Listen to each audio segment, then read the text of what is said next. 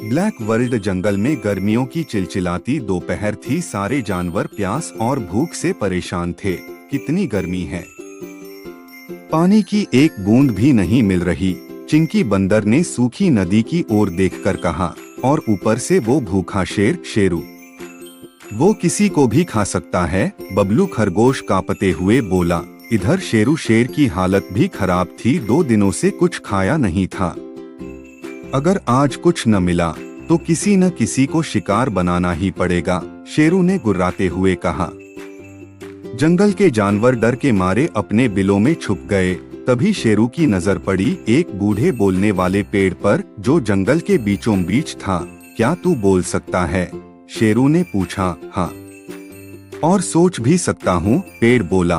तो बता, मुझे खाना कहाँ मिलेगा? शेरू ने दहाड़ते हुए कहा। अगर तुम मेरी एक परीक्षा पास कर लो तो तुम्हें भरपेट खाना मिलेगा, पेड़ बोला। शेरू को भरोसा नहीं हुआ, लेकिन भूख ने उसे मजबूर कर दिया। क्या करना होगा? शेरू ने पूछा।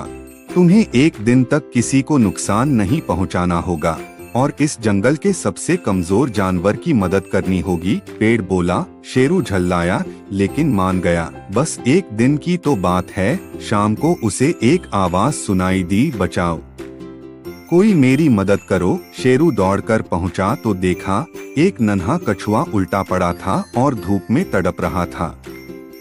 ये है जंगल का सबसे कमजोर जानवर, शेरू ने सोचा। शेरू ने धीरे से उसे सीधा किया और पास के पानी वाले गड्ढे में छोड़ दिया। तुमने मेरी जान बचाई, धन्यवाद, कछुआ बोला। शेरू के दिल में अजीब सी गर्माहट हुई। पहली बार उसने किसी की मदद की थी। रात को वो फिर पेड़ के पास गया। अब तो खाना दे दो, शेरू ने कहा।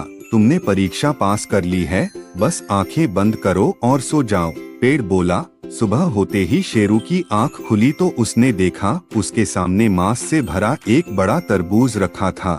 ये क्या है? ये एक जादुई फल है। इसे खाने से तुम्हें 7 दिन तक भूख नहीं लगेगी, पेड़ बोला।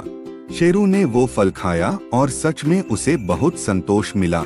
अब मैं 7 दिन चैन से रह सकता हूँ, पेड़ मुस्कराया। लेकिन अगली बार तुम तभी खाना पाओगे जब किसी और की मदद करोगे। शेरू चौंका, मतलब हर बार भूख लगने पर मदद करनी पड़ेगी? हाँ, पेड़ बोला। शेरू कुछ सोचने लगा। इधर जंगल में उसका नाम फैल गया।